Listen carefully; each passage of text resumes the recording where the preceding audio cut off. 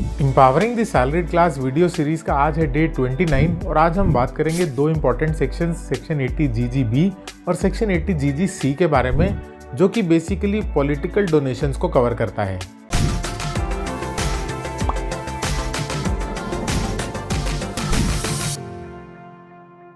Hello everyone, मेरा नाम है Gurpreet Singh Bhalla, husband of a wonder woman and A proud father of A super naughty girl.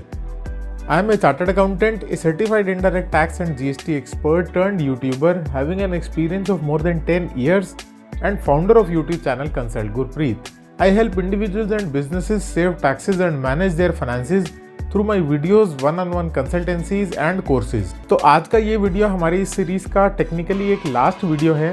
इसके बाद day 30 पे एक वीडियो में मैं और दूंगा जिसमें मैं आपके क्वेश्चन आंसर्स कवर करूंगा। आपके जो भी सवाल हैं आप नीचे कमेंट सेक्शन में लिखिए, आपके सवालों के जवाब मिलेंगे आपको इस क्वेश्चन आंसर वीडियो में। And I am really thankful and grateful कि आप लोगों ने मुझे इतना सपोर्ट किया और आप लोगों की वजह से मेरी ये सीरीज़ बहुत सक्सेसफुल रही। एंड मुझे पर्सनली इस बात से बहुत खुशी है कि मैं आप लोगों के काम आ पाया।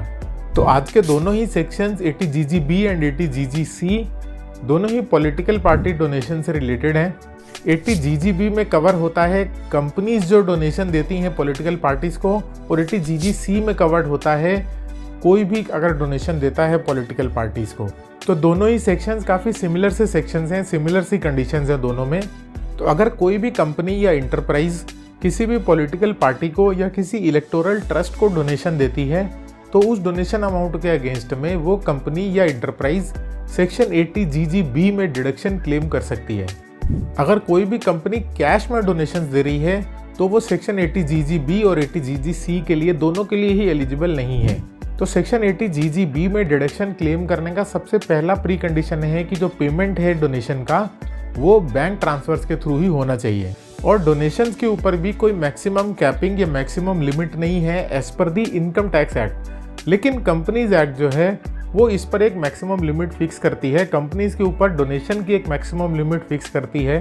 और कंपनीज एक्ट के हिसाब से एक कंपनी अपने पिछले 3 साल के एवरेज नेट प्रॉफिट का केवल 7.5% ही एज डोनेशन दे सकती है to political party. Section 80 GGB को हम यहाँ पर ज़्यादा डिटेल में डिस्कस नहीं करेंगे बिकॉज यहाँ पर हमारा जो प्राइमरी फोकस है वो सैलरीड एम्प्लॉयज़ के ऊपर है। तो सैलरीड एम्प्लॉयज़ के ऊपर जो एप्लीकेबल होगा वो होगा सेक्शन 80 GGC। तो अगर किसी इंडिविजुअल टैक्स पेयर ने, किसी सैलरीड एम्प्लॉय ने या किसी इंडिविजुअल बिजनेसमैन ने कोई भी डोनेशन दिया है टू एनी पॉलिटिकल पार्टी तो वो उसका डिडक्शन क्लेम कर सकता है अंडर सेक्शन 80 GGC।